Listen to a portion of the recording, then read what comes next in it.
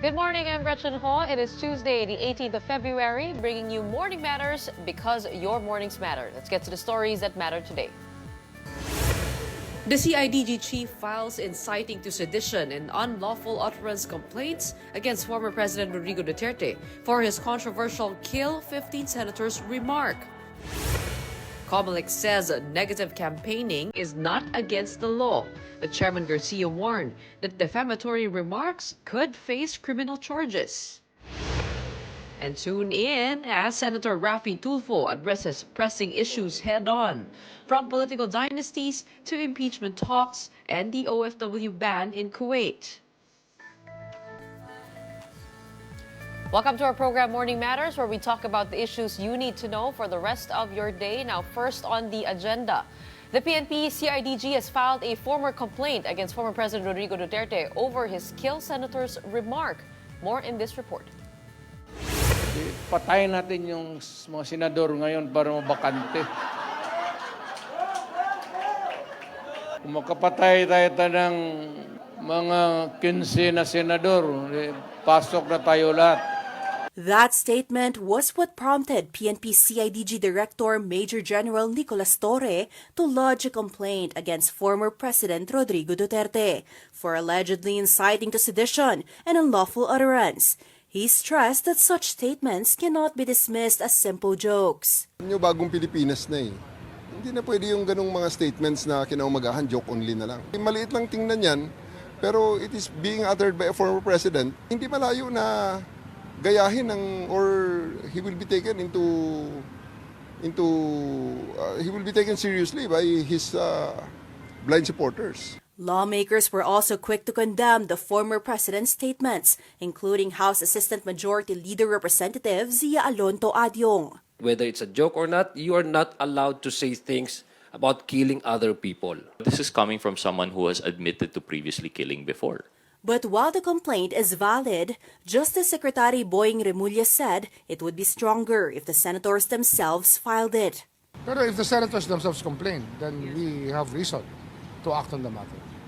Kasi syempre sila yung endangered ng ganong statements. It can possibly have a ripple effect. As for former Presidential Legal Counsel Salvador Panelo, Torres' complaint is dismissible for utter lack of basis. He further claimed that unlike Torre, senators have the common sense and humor to understand Duterte's remark as laughable joke. For its part, the National Bureau of Investigation has no plans to launch an investigation, saying the remark was clearly just campaign rhetoric. I don't think na hanggang ngayon may kakagatin pa rin ng mga mamamayan yung kanyang mga panawagan na patayan na lang ng patayan. The Commission on Elections clarified that negative campaigning is not prohibited under the 1985 Omnibus Election Code. This comes amid a series of verbal attacks between rival political camps.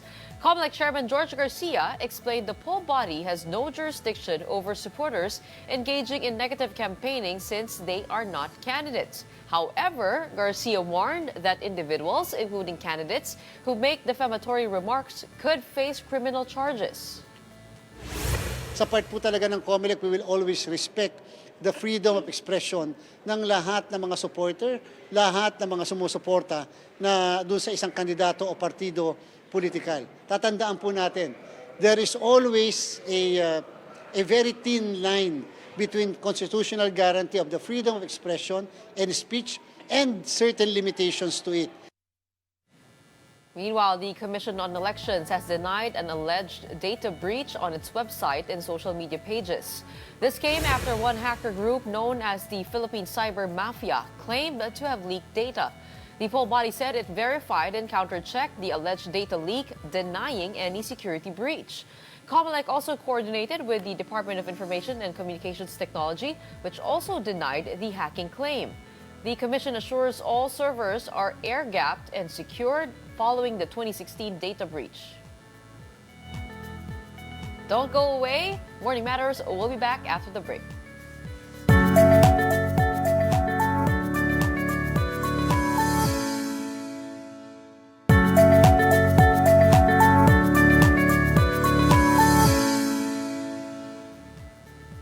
Welcome back. You're still with us here on Morning Matters on One News.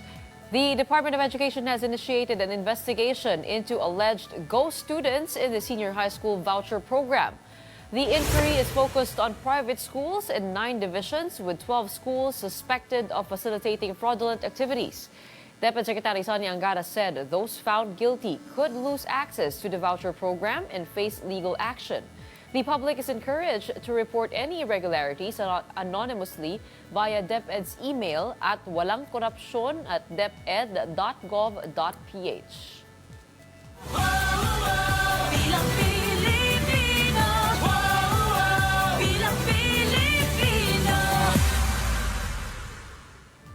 The administration-backed Alyansa para sa Bagong Pilipinas will hold a massive rally today. The event will be held at the Cuneta Astrodome in Pasay City.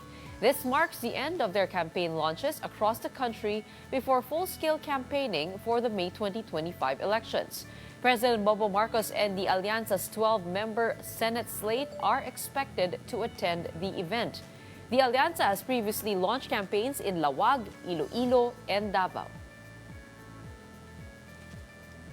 The Presidential Task Force on Media Security welcomed the report stating that no Filipino journalists were killed in 2024. The Committee to Protect Journalists noted that this marks the first year in 2 decades without media-related deaths in the Philippines, suggesting a possible shift in the country's media landscape under President Bongbong Marcos' administration.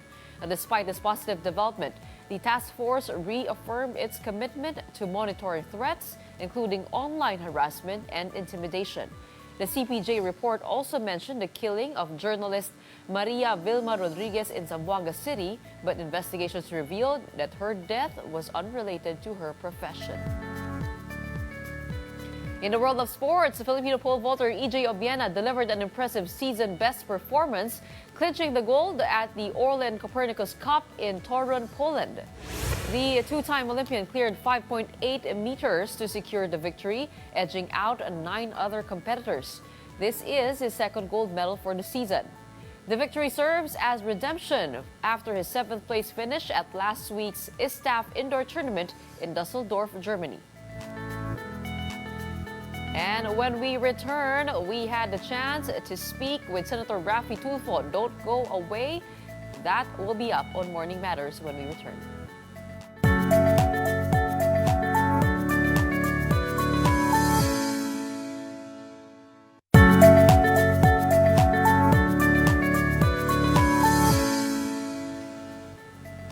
I'm Gretchen Ho, and this is Morning Matters.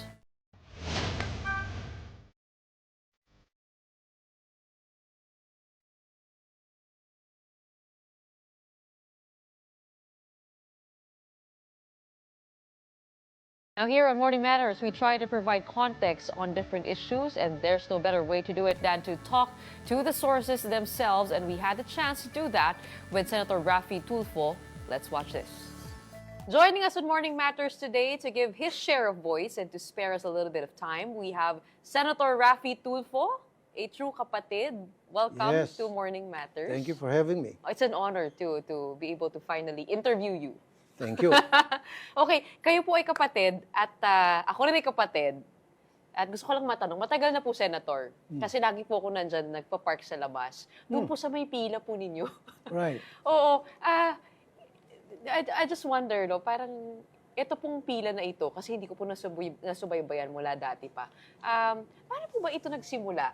At hindi po ba kayo napapagod na laging meron pong mga taong nasa labas na humingi po ng tulong sa inyo, na kumakatok, mapapasko, mapabagong taon, o ano man yung okasyon? Kumunti pa nga yan eh. Dati kasi umabot yan hanggang 1,000 mahigit, promise. Kumunti kasi TV5 asked me kung pwede medyo isara yung mga magko-complain dahil iba natutulog na dyan, yung iba naglalatag na ng banig, karton, what have you. So, ang ginagawa ko ngayon, up to 100 lang ang pwede, pero dapat magpalista, pero sumusobra pa rin. But I'm very happy. I'm overwhelmed, actually. Overwhelmed sa kasiyahan, pero gustong-gusto ko yun. The more people that come to me, the more happier I am. Ano pong aasahan nila kapag pumila sila dyan? ang maasahan nila, sila ay maasikaso, although hindi lahat sila pwedeng isalang sa programa ko kasi yun ang gusto nilang mangyari. Pero most of the time, more often than not, yung binibigay kong referral letter ay umuubra naman. Wala pa naman bumabalik na luhaan at sinabing wala nangyari sa sumbong ko. Pero pag merong paminsan-minsan bumabalik, then ini-entertain namin at tinatawagan namin yung concerned agency na supposed to be natutulong sa kanila. At Meron po gumagana bang naman. humihingi lang ng pera, pipila kasi walang-wala sa buhay, tapos hihingi po sa inyo? Yes, meron naman ganon. Pag ganun, And we're ready lahat for po it. na natutulungan naman po? Or parang independe rin kasi syempre may iba naman magsasabi na yung dole out hindi magandang paraan ng pagtulong. Ano po yung sariling paniniwala nyo doon? Well, sa dole out, magbibigay ka ng pera for no reason dahil siya ay nagugutom at gusto niyang pumunta ng McDonald's para kumain. Hindi ako nagbibigay ng ganon. Nagbibigay ako pag medical assistance, meron na akong tinatawag na guarantee letter. Marami tayo niyan. At meron din akong pera, sarili. Kapag halimbawa, sabihin nila pambili ng medisina, wala naman sa guarantee letter yan, then ako mismo nag-shell out, kailangan nila ng pambili ng wheelchair, those kind of things, tumutulong ako. In some cases, may mga tao na nawalan sila ng hanap buhay dahil namatay yung kanilang isang minamahal. So binibilang ko ng tricycle. Meron pang iba na pinapatayan ko ng bahay dahil wala namang silungan yung kanilang mga anak. Hindi po kayo napapagod? Kasi parang ang dami pong... Hindi. Ba't ka mapagod? Eh, yun ang dahilan kung bakit tayo pumunta sa public service. Oo. Kaya lang yung parang syempre iisipin mo rin na baka maubusan naman ako kasi ang dami. Libo-libo eh. Hindi Correct. po ba minsan sumasagi sa isip niyo na parang nape-pressure kayo na paano ko tutulungan to lahat ng taong to? Umaasa sila sa akin. Correct. Kasi hindi naman pwedeng lahat ay matulungan mo na pupunta sa'yo. Meron mo kasi akong RTIA Foundation at kumikita naman ng maayos yung YouTube channel natin. So, doon nagagaling yon plus meron naman akong mga sponsor, meaning endorser ako ng maraming produkto.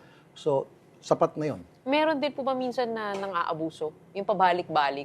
Yes, alam mo yun. Meron talaga. Kasi nakakausap namin at nakikita namin yung parehong muka. Yes. So, I've always wondered, ano po yung... Nangyari yun. Paano pag ganun po? Pero magaling mag-screen kasi mga staff ko. Plus meron kami CCTV okay. na may kita, nakita ko na to nung isang araw o last week, pero nagdamit na ng iba.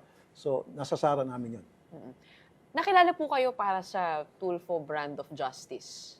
Ito po ay ito yung naging programa din ninyo kung saan tumutulong po kayo sa maraming tao. How did this come to be? Paano po kayo napunta na linya dito? Kasi dati, yun nga, nung nasa US po kayo, iba po yung trabaho po ninyo. Halos lahat pinasok ninyo. Right. Tapos dito, nag-radio kayo. Alam ko Right. yung mga kapatid po niyo nauna sa radio. Mon. Oo. Pero paano niyo po nalinya yung sarili niyo sa ganitong klaseng programa? So, ganito yun. When I came back from the US and then pumunta ako sa radio station ng brother ko. At that time, meron pa yung tinatawag na isumbong mo kay Tulfo. So, nag-watch ako, nakikita ko yung mga tao pumipila, tinutulungan niya, binibigyan ng tulong. Sabi ko, ang sarap tingnan to ah. Tapos, yung iba, bumabalik para magpasalamat, yakapin siya, umiiyak pa. At sa sobrang tuwa, sabi ko, I think I like this. So, sabi ko, one of these days, I'm gonna do what he's doing. At the rest is history. Pero may iba pong mga kritiko ang nagsasabi, ito pong Tulfo Brand of Justice, it is swift, mabilis, kaya nyo po mag-exact ng response mula sa mga ahensya. Pero meron din na magsasabi na hindi nyo po natutugunan yung tunay na problema. Kasi kung umaangkla po sila sa programa po ninyo, yung actual systemic na problema, yung mabagal na hustisya, ay hindi na-address. At meron din po nagsasabi na this is actually, I'm quoting from an article that the program is making a spectacle out of suffering. Oo, that Okay. kapalit po ng views. Kumbaga, yung plight ng mga nagpupunta sa inyo. Ano po Okay. masasabi niyo doon? Sorry ah. Sorry sa mga lawyers. Maraming mga lawyers siguro nawalan ng kliyente because of me, because of my show. Kasi puntahan ako ng mga taong tinatawag, they don't have any recourse but to come to me because they know, tulad sabi mo, swift ang justice. Agad-agad na aksyonan ko yung kanilang problema, nabibigyan ko ng solusyon. Wala nang paligoy-ligoy pa. So, in short, I cut corners, pero sa magandang paraan. Tulad ng halimbawa kanina, meron yung napakarami nila, I think it's more than 400 pumunta sa programa ko. Tapos nakausap ko yung Dole. So, mahabang proseso. Kailan pa pumunta sa Sena at kailan pa meron pang gagawing sulat, and before total mabayaran sila nung principal, ginawa kong shortcut na supposed to be 1 buwan or mahigit.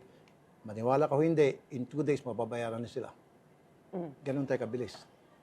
Ngayon, maraming magagalit. Bakit hindi mo idadaan sa proseso? Ba't hindi mo ikukorte? Diba? Bakit para ka namang sino kang Poncio Pilato, judge, jury, executioner? Agad-agad, umaaksyon ka at pinapagalitan mo yung tao. I have to. Because these people are really frustrated with their life.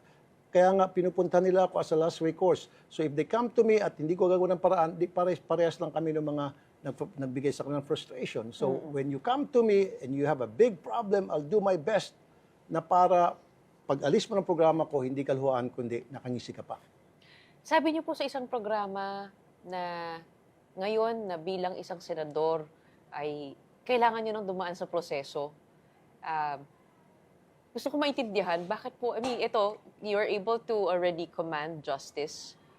Pero pinuntahan niyo naman yung magulo, masalimuot, mabagal, maraming bureaucracia, marami kang dadaan ng tao. True. Bakit niyo po ginusto yung ganun? Kaya nga, sabi ko ngayon na senado ako, dapat magkaroon ng proseso. What I meant about that is yung legislation. Siyempre, pag idadaan mo sa legislation, may proseso yan. So yung mga problema dati-rati nung sa Wanted sa radyo, hindi pa ako senador, so walang proseso. Agad-agad, pinapa-actionan ko yung mga maliliit na problema. Kumbaga, pachi-pachi. This time, nasa senado ako, dinadala ko sa senado yung problema para yung problema ng isang grupo, hindi lang isang grupo, o pangkaramihan, pangkalahatan, mabibigyan ng solusyon. Hindi na band-aid solution, kundi through legislation. Kamusta naman po ang buhay, Senador? Ano pong mas gusto po ninyo? Buhay sa radyo, buhay sa Senado? Pareho. Nag-enjoy na ako. Nung una, promise, nung una, parang di ata ko bagay dito. Ang masilimuot dito. And then later on, I got the hang of it. Nag-enjoy na ako. Now, pag-blend ko yung pagiging broadcaster at the same time pagiging senador. In fact, they complement each other yung pagiging broadcaster ko at pagiging senador. But there's probably a lot of time you spend reading, researching. I mean, ano po yung dinagdag ninyo sa routine ninyo para magampanan yung tungkulin nyo bilang isang legislator? Researching and reading, and at the same time talking to more people and trying to know better kung ano yung mga problema nila, anong mga take nila sa hindi lang problema pang sarili, kundi problema sa lipunan, problema sa ating bayan. And that's the reason why every now and then marami ako mga hearings dahil dun sa mga problema inilapit sa akin. So dinadala ko sa Senado para i-hear, para magkaroon ng batas. Senator, kayo po nung pumasok kayo sa Senado, nasabi nyo rin na aminado po kayo na may limitations kayo. Kaya parang ito senador muna ang tatakbuhin ninyo. Naalala ko mayroon po humihirit sa inyo mag-VP. Sabi ninyo, hindi po ba? Hindi po totoo yun? Parang sabi niyo you're aware of your limitations. So dito muna sa Senado. Walang muna. Walang ganon. Dito lang. Dito lang. Yeah, alisin mo yung muna. Ano po yung limitations? Ano po yung limitations because wala akong ambitions for higher office. Wala talaga. So happy na ako sa pagiging isang senador. Kasi mas effective ako, I think, and some people think, na happy na ako maging senador because every now and then, what really makes me happy and comforts me and consoles me out of these huge problems that I have, especially sa mga bashers, is pag nababasa ko sa mga comment section na hindi po nasayang ang boto ko sa iyo, senador. Pag nakikita ko sa kalye, lalakad, mga friends, bumabati lang, oy, senador, salamat ha. Hindi talaga nasayang ang boto ko sa iyo. Ang sarap pakinggan. Talagang tenga ko pumapalakpak. Pero lagi po nababanggit yung pangalan niyo sa mga survey. Kayo po ang frontrunner, isa sa mga frontrunner sa 2028. Medyo malayo pa yun. No good. Sabi po nila ay kailangan maghanda, magplano ng maaga for anything, for any campaign. There's nothing to plan for higher office kasi talaga wala naman akong balak. If you remember, there was one time I went on air sa programa ko, sabi ko, nanawagan ako doon sa mga survey companies. Sabi ko, please lang, sa susunod na mag-survey kayo for 2028 presidential election, please don't include me. In-include pa rin nila. Paano kung kayo po ang gusto ng taong bayan? Paano Well- kung nag-clamor po sila sa inyo dahil magandang performance ninyo sa Senado? Well, I'll tell them, andito lang ako sa Senado para makapagsilbi pa ako sa inyo at nandiyan man yung programa ko sa radyo, sa media, at enjoy naman ako sa pagiging isang broadcaster. At the same time, why don't you just let me go on as a senator and as a broadcaster at the same time? Your two brothers are also running for senator. That's Erwin and Ben. That is Of correct. course. Sabi po ni Ben, ay hindi raw po kayo political dynasty. Eh kung sakasakali po, magiging 3 po kayo sa Senado kung manalo po sila. And they are very strong candidates in the recent surveys. Sa taas po sila. Kung sakasakali, 3 po kayo sa Senado. Tapos meron po kayong si Ms. Jocelyn Tulfo ay nasa Congress. Si Ralph din ay nasa Congress. Tapos ako pa pala rin, si Ms. Wanda Teo ay nasa Congress. Dami ng din. Tulfo, no? Oo, dami po. Sobrang dami. Tingin niyo po ba kayo ay political dynasty at this point? I don't think so. I'll leave it up to the people. Kasi kung gusto ka ng tao, iboboto ka nila. Kung ayaw ka nila, isip nila, dynasty to, ang dami naman, walang ginagawa, then don't vote for us. Really, kung ayaw kami ng taong bayan, wag iboto. Ito sabihin ko, mga taong bayan, kung ayaw niyo mga kapatid ko, please don't vote for them. Pero kung gusto niyo sila, dahil sa tingin niyo, makapagsilbi sila ng maayos, then go ahead, kayo na mag-decide. So, di po kayo sang-ayon na political dynasty po kayo? I don't Kasi think so. sabi ni Ben na wala naman kayong baluarte. Pero nung nakausap ko po yung isang parang historian, ang sabi niya, political dynasties daw, usually yung nagsasabay-sabay. Vis-a-vis political legacy na hindi sabay-sabay, pero parang isang lineage, ano? True. Hindi po kayo agree na... Well, let's put it this way. Siguro naging magandang performance ko sa Senate. Siguro I'm doing the right thing. I don't know kung bakit all of a sudden yung mga kapatid ko nagsilabasa na lang sa survey. Ang dami naman pwedeng lumabas ng mga pangalan. Bakit sila pang napili? Again, siguro yung sinasabi ng mga tao, salamat, Senator Raffy, at ginagawa mong trabaho mo at hindi na sayang ang aking boto sa iyo. And then nakita Tulfo, nandito sa Senado, another Tulfo papasok, why not? Baka gagawa rin ito ng mabuting trabaho pag Senate. That's why sinasabi ko sa mga kapatid ko, although hindi ko sila pinapakialaman, that's none of my business, whatever their decisions are. And sinasabi ko lang sana, pagdating sa Senado, yung marinig nyo ba sa mga tao na sabihin, Ben or Erwin, salamat po at hindi na sayang ang aming boto sa inyo. As simple as that. Nag-uusap-usap po ba kayo sa parang gusto ninyong magawa? Sakaling maging 3 po kayo sa Senado, parang what kind of legislation do you want to do or to pass? O kumbaga parang together, T3 together in the Senate, ito yung gusto nating magawa. Meron po ba kayong ganong mga No, usapan? sa bagay na yan, wala kaming pakialamanan. May kanya-kanya silang diskarte, may kanya-kanya silang pag-iisip. So I don't meddle with their affairs kung ano man yung gusto nilang tahakin na direksyon. Ang sa akin lang, like I said, for the end time, yung bang happy yung taong bayan sa pagboto sa inyo, magpapasalamat sila dahil sa pagboto nila sa inyo because you're doing a good job, just like yung nagawa ko. Pero yun nga po yung sabi po ninyo. No? Pero ano pong nararamdaman nyo na ito, leading po yung mga kapatid nyo? I mean, does that evoke parang feelings of pride? Tuwan-tuwa naman po kayo na gano'n? O, siyempre, mga kapatid nyo po yun eh. Yan, nakakatuwa. On the other hand, kinakabahan ako. True. Bakit po? Kasi, what if they don't meet the expectations of the people? But, confident ako na may meet nila dahil nakikita naman sa mga performance nila. Si Ben, may programang Bitag. Si Erwin, meron siyang programa din na sarili ng radio program. At si Erwin, meron din dating experience sa cabinet. So I think they'll do well. It's just a matter of proving themselves na salamat sa pagboto nyo, ito yung gagawin ko balik sa inyo na maganda. Ano po yung pros and cons ng having family in government? Hindi niyo po mag-aaway kayo or minsan nagkikiskisan ba kayo sa mga ibang paniniwala sa ganito? Well, hindi maiwasan yan.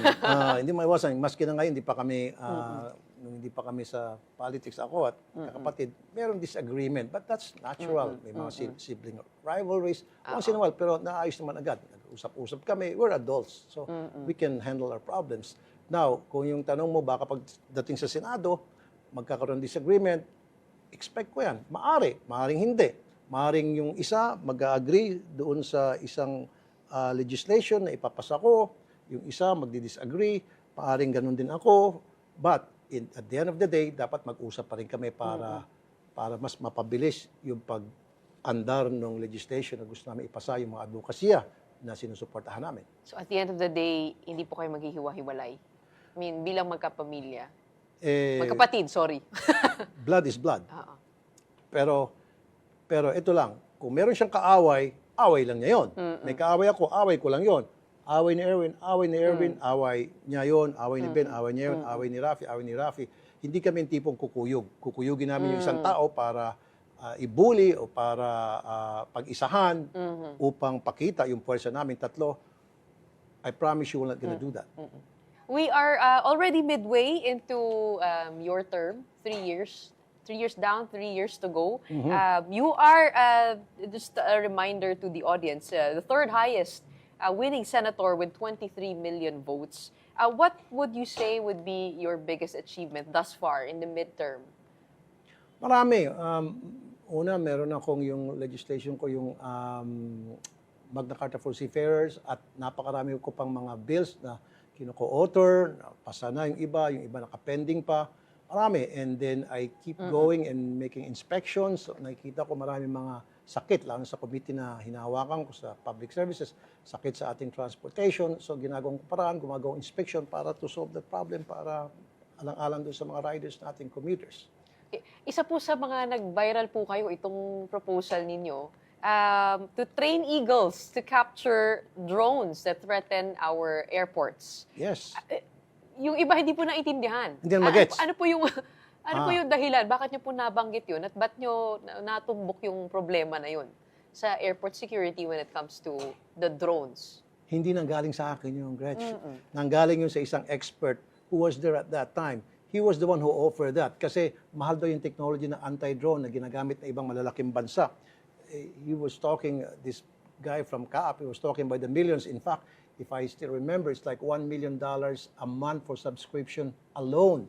And meron pa mga bibing technology, etc. So we cannot afford that maybe.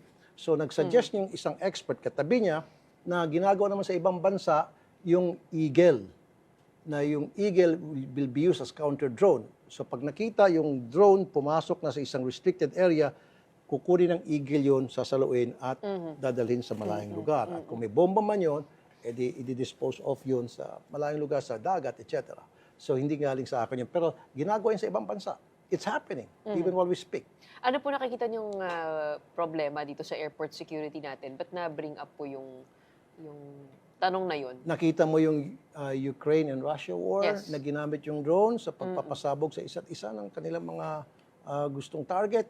It can happen to us. As a matter of fact, I asked Cap about that and he said, yes, there's really danger right now because we don't have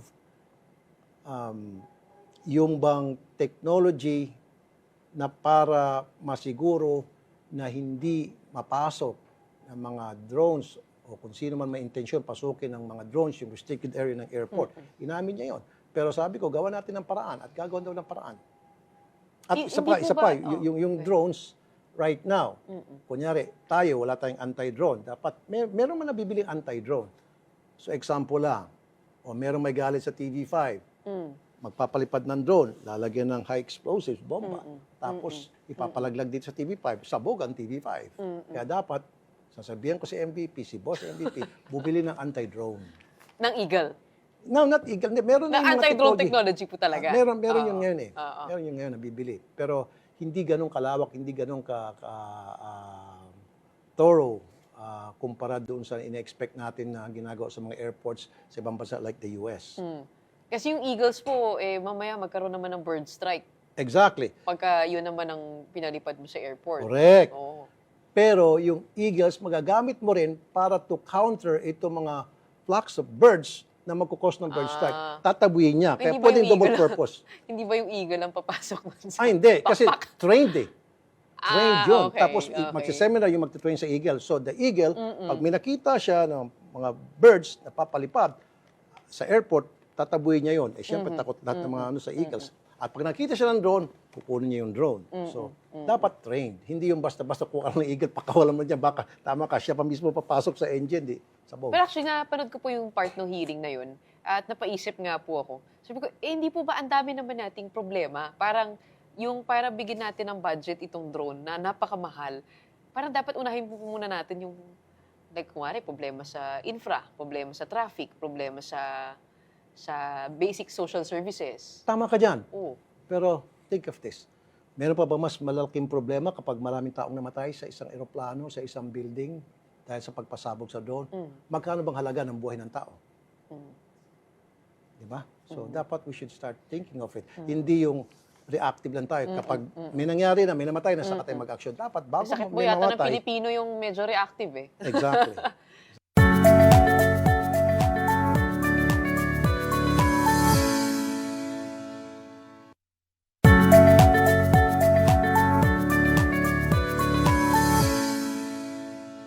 You also talked about the deportation of 11,000 POGO workers. About more than 10,000 actually are here in smaller operations. Some have devolved into BPO, ITM operations. Tinatago daw po nila yung may nagtataya sa kanila. You gave them a 2-week deadline. Yes. Do you think that's realistic timeline? It might not be because they're too slow, but at least meron akong pagbabasihan para singilin sila kapag halimbawa wala pa rin nangyari. Dahil, tingnan mo, Reg, sabi ko nga sa kanila, I need an accounting of all POGO workers na registered. Yung registered lang ha, na nag-work sa POGO. Now, ilan na yung napaalis, napalayas ng mga POGO workers? Ang laki ng difference. Parang 10% pa lang, 90% nandito pa rin. What are they doing here? At nakikita mo naman, kung minsan maraming mga krimen dyan, Chinese to Chinese, yung kidnap, murder, torture, etc. Sino may kagagawa? POGO workers. Yung iba, wala na kasi trabaho, they might resort to maybe mga illegal activities like drug pushing, etc. Pero yung iba po sinasabi, that was their argument actually, before the total POGO ban, na it doesn't make sense to totally ban it kasi kahit anong gawin mo, nandyan yan, illegal. Mabuti pang buwisan na lang natin, may nakukuha pa tayo, kesa iban mo, tapos magtatago din, pupunta rin sa maliliit na sulok, at gagawa ng illegal. Well, sabi po kanina kausap po si Senator Jimmy Bondoc eh. Ang sabi niya, kaya nga hindi ako agree na ganyan eh. Kasi hindi siya agree na mawala yung POGO. Okay. tingin niya, mas magandang i-regulate. Kasi hindi mawawala dahil since 1990s pa daw, yung POGO na problem, nandiyan na daw. And what makes us believe that we can stamp it out by saying, actually, sabi din niya, yung problema siguro, yung competence din nung mga naghahabol, nung mga nagpapadeport. Okay. Nabanggit niya kanina yan. Yeah, ganito yan. Maybe he's talking about also POGO and PIGO. Worst of two evils. Siguro, POGO kasi ang mga manunugal ay mga tag-ibang bansa, mga Chinese. Ang PIGO, ang manunugal, internal, mga Pilipino. So, mas okay siguro yung POGO dahil ibang tinatamaan at pwedeng i-regulate. At ginawa na nga yan, panahon ng ni dating Pangulo Duterte. Pero nagsalita ng ating Pangulo, Pangulong BBM, Bongbong Marcos, na ayaw niya ng POGO, then so be it. So kung ayaw na ng Presidente at gusto ng Presidente, wala na talaga total ban sa POGO, then nandito ako as Vice Chair ng Games and Amusement na i-account na yung mga POGO workers na nakarehistro, kailangan mapaalis na. Kasi ban ng POGO, ano pang ginagawa nila dito? Hindi mo naman pwedeng sabihin, i-regulate yan, payagan yan, nagsalita ng Pangulo na ban na. So kung ban na, ibig sabihin, Tapos na yung diskusyon na yun. tapos ng diskusyon, exactly. At dapat, yung lahat ng workers ng POGO, layas na. Nahihirapan po sila dahil ang sabi po sa akin ni PAOK Winston Casio, spokesperson Winston Casio, ay yung computer nila, kailangan pa nilang buksan at doon malalaman kung may tumataya nga from abroad. Kasi yung offshore gaming ang binan ng Pangulo. That's POGO. Pero yung local betting ay hindi kasama. Yung PIGO yun. Oo, yung PIGO po. Ano po sa tingin yung batas ang maaaring magpatibay sa paghahabol dito? Because we were also talking about the e-wallet transactions and how they were used to launder money and in gambling operations na hindi po mabuksan-buksan katulad po ng mga ni-raid po nila in the past na mga Pogo hubs. Nakatenga po yung mga account. And sabi nila, nahihirapan sila to get the cooperation of tech companies in opening these accounts kasi nga po yung siguro yung sa parang bank secrecy or ano po sa tingin nyo ang pwedeng gawin? Okay, doon? that's the job. First of all, that's the job of the DICT. Okay, we're talking about technology, computer, DICT should come into the picture para tingnan kung ano magandang solusyon para doon sa sinasabi ng PAOK, TF na problema. Then pangalawa, you're right, sa bank secrecy, there should be legislation pertaining to that. Kung yan ang isang reason para masolve na yung problem na pinag-usapan mo ngayon. Pero medyo mahihirapan po. Ano po nakikita nyo dito sa Pogo problem? I mean, ano po yung gaano ka salimuot yung problema bago mapaalis yung 11,000 na natitira po dito na illegal Pogo workers? Yan yung problema ng ating mga otoridad. Nandiyan yung NBI, nandiyan yung CITG, nandiyan yung DICT, nandiyan yung NTC. That is their job. So, may kasabihan para sa akin, kung gusto maraming paraan, kung ayaw maraming dahilan. So, pag nagdadahilan sila dahil di kaya, kasi ganito, kasi ganon, then, ibig sabihin is either tamad sila o kasabat sila. Isa pa pong ban na isinusulong po ninyo ay ang total ban ng OFW sa Kuwait. Yes. Yun lang po ba ang nakikita niyong solusyon? When I said total ban, I meant yung sa mga bagong kontrata, papasok pa lang. Pero yung mga dati na, and then of course, hindi kasama yung mga non-domestic. Kasi yun naman ang palaging inaabuso, nire-rape, torture, pinapatay. Total ban doon sa mga bagong papasok. Why? Tingnan mo, Gretch, palagi na tayo nakarinig na OFW natin, nire-rape, tino-torture, inaabuso, pinapatay. When is it going to stop? And quite government is not doing about it. So may suggestion ako, total ban muna and then let's sit down. Ganito. Kasi tayo mga Pilipino, mga OFWs, before we go to abroad, before they're allowed to go to abroad, dumadaan sa butas ng karayong napakatindi ng screening, health screening, NBI, barangay, police, kung ano pang mga screening ginagawa. And yet, pagdating doon sa bansa na pupuntahan, tulad ng Kuwait, walang screening. E paano kung yung pupuntahan niya palang may topak? Kasi tayo may health screening, wala. Paano kung yung pinuntahan niya pala may kaso pala sa pulis o may kaso sa korte? Paano yung pupuntahan niya may sakit pala, may TB? So paano? So yun ang gusto ko sana malaman muna na bago tayo i-open ulit natin yung deployment, total deployment sa Kuwait, then dapat lahat ng mga employers na tatanggap sa ating mga OFWs, they should also be well screened. And at the same time, magkaroon ng thorough monitoring to ensure na wala nang OFW sa Kuwait na maabuso. Nakikinig din po ako ng programa ni Sir Ted Filon at pinag-usapan po nila yung issue na yan. Hindi ko po maalala kung DMW ang kausap or OWA, pero ang sabi po nila ay yung figures na yun, meron talagang mga namamatay, naaabuso sa ibang bansa, normal lang daw ito, pag kinompare mo sa dami, iilan-ilan lang daw yung nababalita. At sa Kuwait daw, very active daw ang kanilang media, kaya nababalita agad.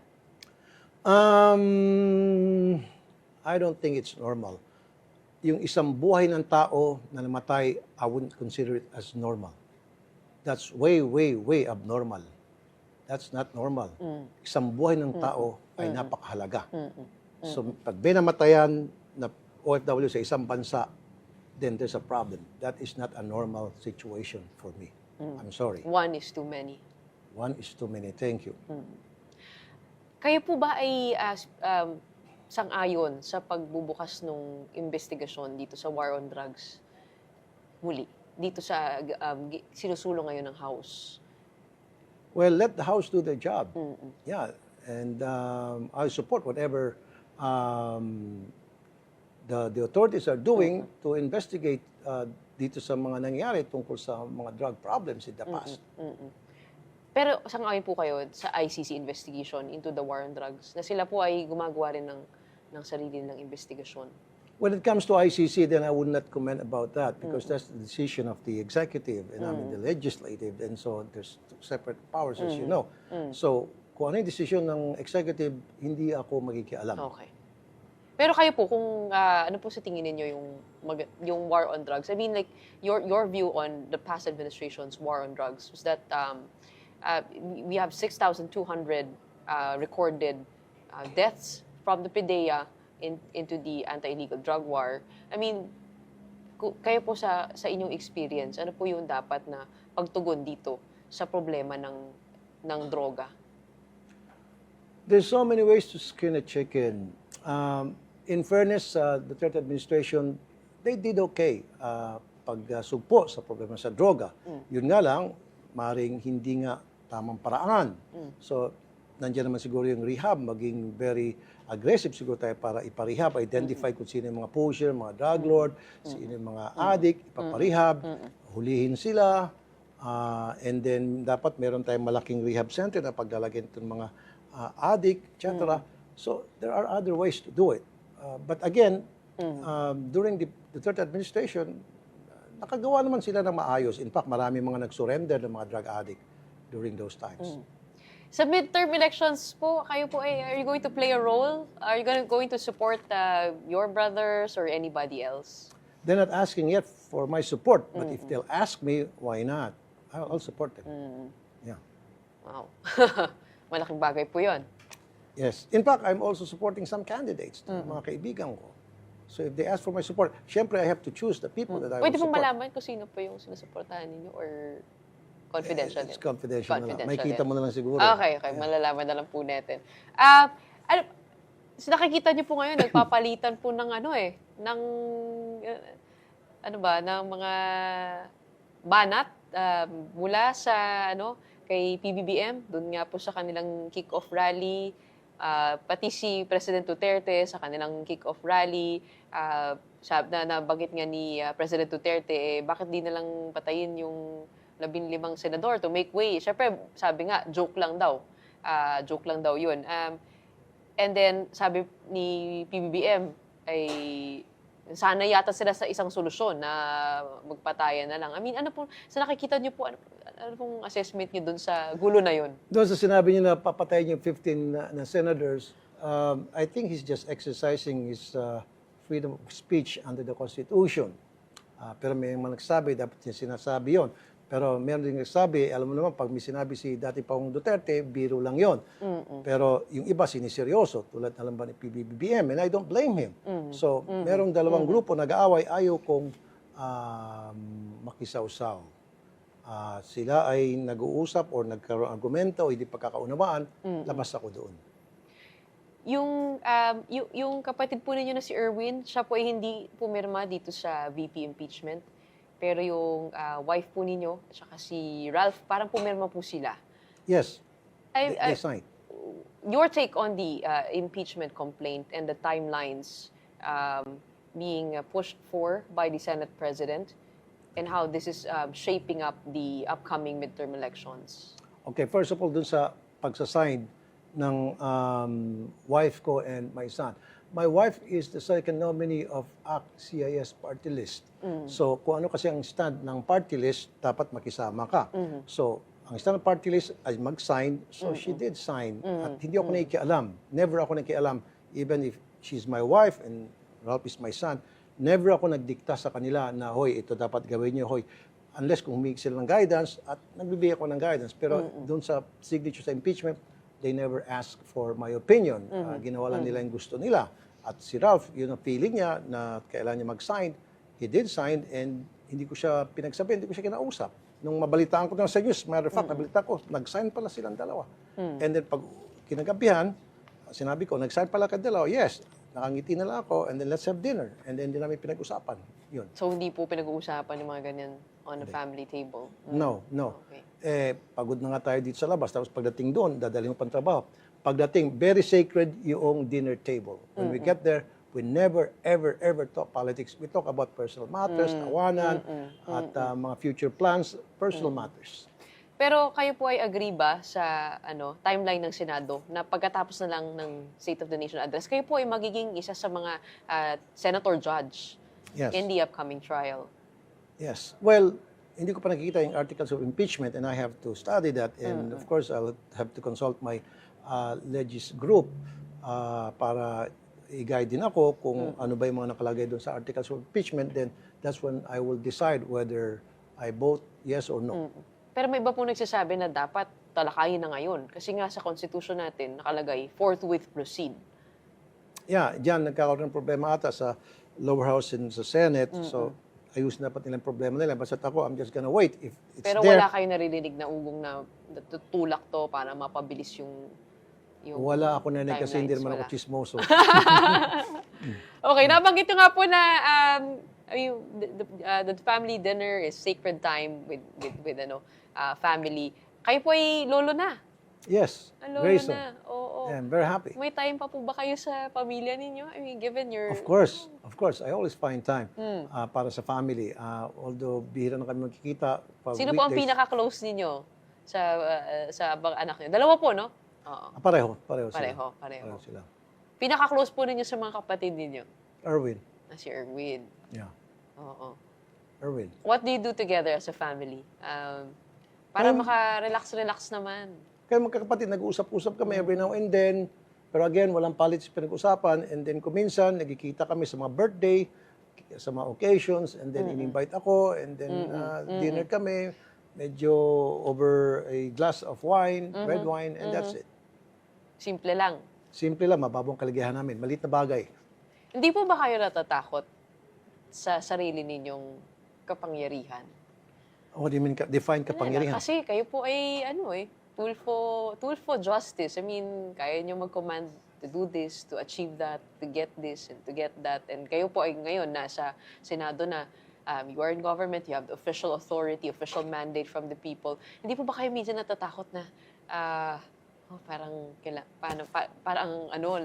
how to handle all of this power that's given to me? Oh, okay, I get you. I know what you're saying. I follow you now. Yeah, my fear is baka hindi ko ma-meet ang expectation ng mga tao because they expect too much from me. That is true. There are times na hindi ko siguro nagagampanan yung gustong mangyari ng taong bayan. That's why nababash ako or I'm doing too much. So I just do what I have to do. Kung ano yung nasa kalooban ko, ginagawa ko. Wala nang pag-atubili na baka mali ito, baka tama ito. Kung anong tingin ko na tama, diretso-diretso, parang kabayo, may nakalagay dito. Tapaoho. Yeah, diretso lang agad trabaho. And then bahala na kung ibabash ako hindi. Kasi damn if you do, damn if you don't. Dito sa politics ngayon, marami akong mga bashes. Marami din akong taga-puri. So, tinitimbang ko yan. Sabi ko, siguro mas maganda, tignan ko na lang yung side ng mga pumupuri. Kasi mga bashes, you can never convince bashes. Pag bashes na sila, forever there'll be bashes. Although there were times na nakita ko yung mga dati, hindi naniniwala sa akin, then dahan-dahan naniniwala, mali pala kami sa'yo.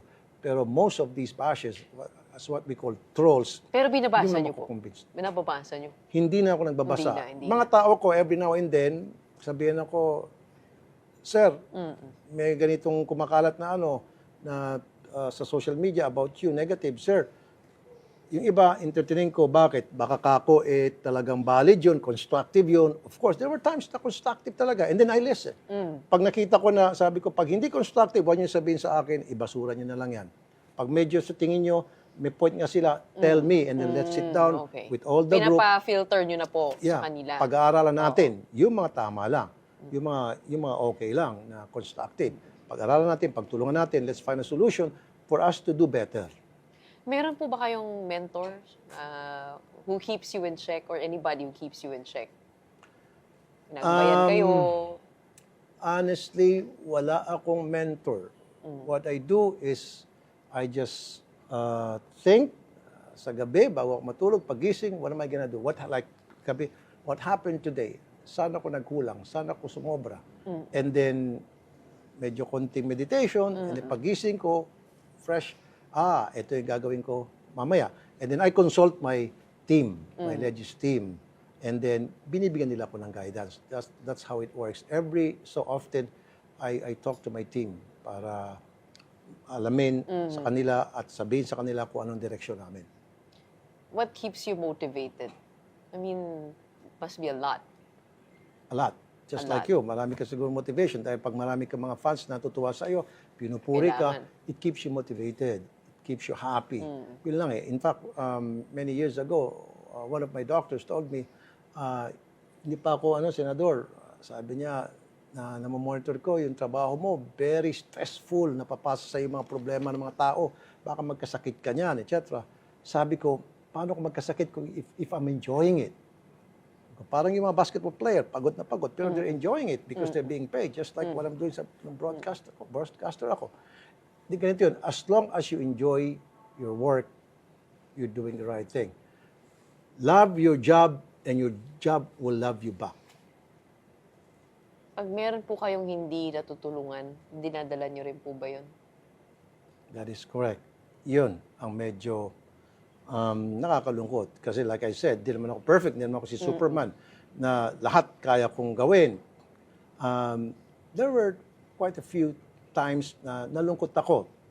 Sobrang sad ko dahil kailangan kong tulungan pero hindi ko natulungan, hindi nangyari yung in-expect ko na in-expect din sa akin nung lumapit sa akin para humingi ng tulong. Kayo po ay nasa public service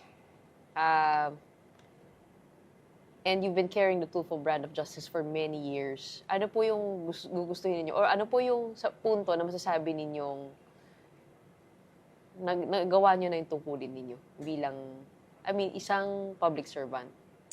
Yes, thank you for that question. Yeah, nagawa ko na yung tulong or in-expect the people from me because I've heard so many people, like I said kanina, early on sa interview, naglalakad ako sa kalye, nababasa ko sa social media, sa mga comment, personal account ko, social media, na, Sir, hindi kami nagsisisi kasi binoto ka namin.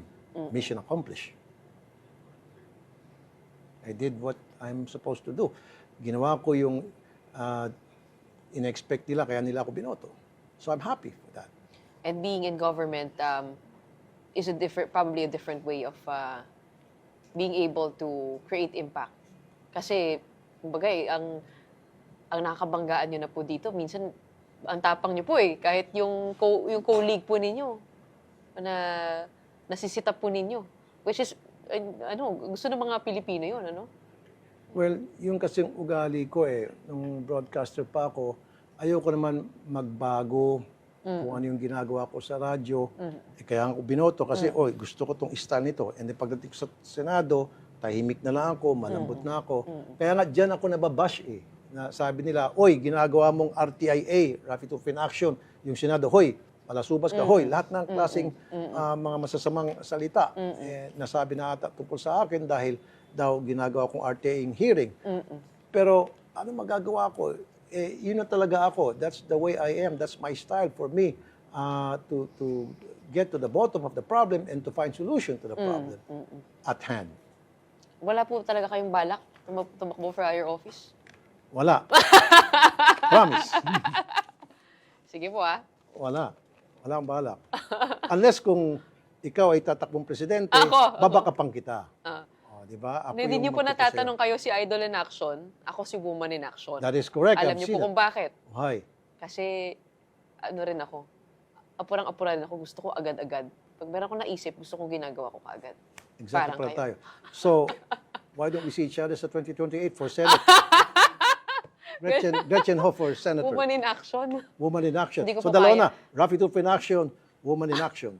Hindi ko po kaya yung politika. Kaya mo, sinasabi mo lang yan. Hindi ko kaya yung politika. Kayang-kaya mo, I'm telling you. I can see your personality. In fact, I've seen a lot of your shows, a lot of the episodes of your show. Nakita ko at hands-on ka at very aggressive ka. Mahirap po yung sa politika yung makamasa ka.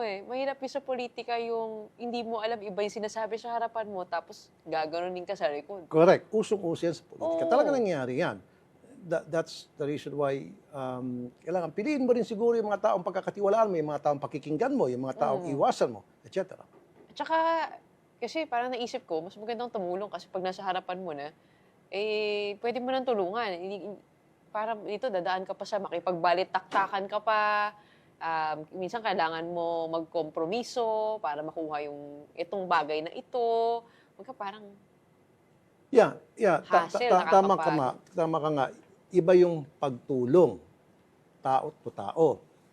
On the other hand, pag nasa politics ka, yung gagawin pagtulong ay para sa bayan na because you come up with legislation to solve not one person's problem, but the problem of so many. maramihan. Yes. And that was Senator Raffy Tulfo joining us on Morning Matters to give us context on relevant and timely issues. And that's it for today's episode of Morning Matters. My name is Gretchen Ho. We are One News, all sides, all the time.